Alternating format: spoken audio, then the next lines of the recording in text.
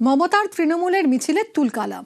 এদিকে মমতা বন্দ্যোপাধ্যায়ের বাড়ির সামনে তখন কর্মীদের ভিড় নিয়ন্ত্রণে মেজাজ হারিয়ে কর্মীকে চড় মারলেন মমতা বন্দ্যোপাধ্যায়।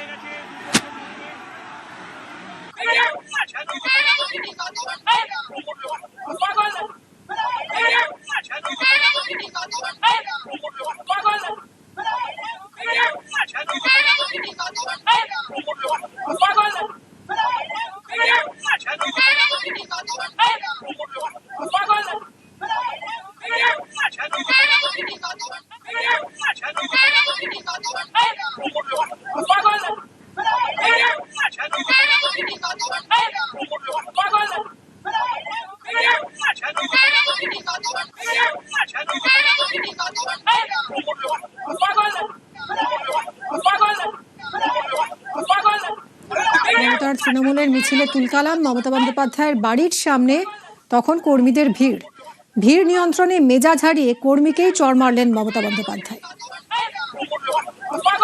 মমতার তৃণমূলের মিছিলে গতকাল তুমুল উত্তেজনা।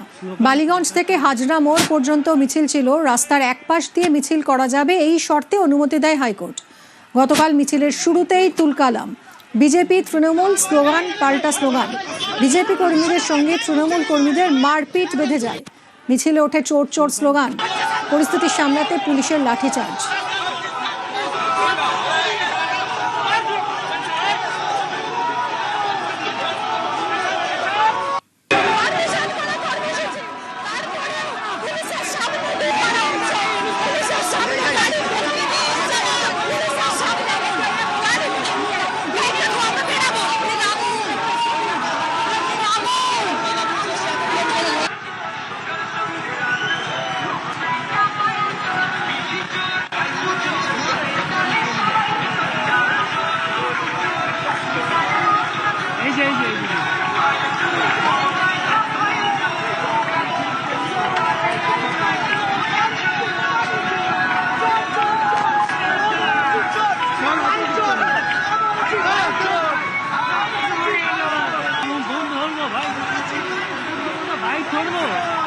ছাতা নিয়ে বাইক ধরা যায়?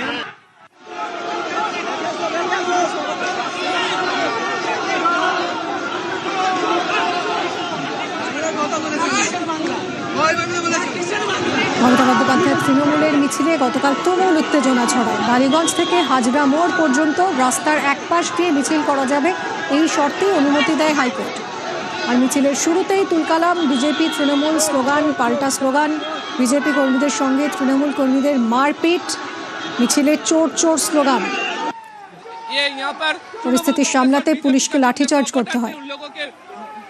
उन लोगों के साथ ये चल रहा है, मारपीट चल रहा है। पुलिस की तरफ से सेव करने का देखने का कोशिश चल रहा है। सेंट्रल फोर्स भी उसको रोकने की कोशिश कर रहा है। लेकिन जो सिचुएशन जो परिस्थिति है पूरी तरह से अभी हाजरा मोड़ में जो देख रहे हैं हम लोग, पूरी तरह से हाजरा मोड़ में ये स्थिति बदल गई है।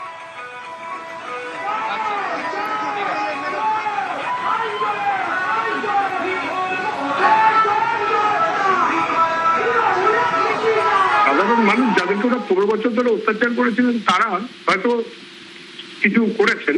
যদিও আমি বলবো যে প্রকাশ্য রাজপথে কোনো রাজনৈতিক দলের কোনো নির্ধারিত মিছিল যদি সেটা আইন মেনে হয় তাকে বাধা দেওয়া উচিত নয়।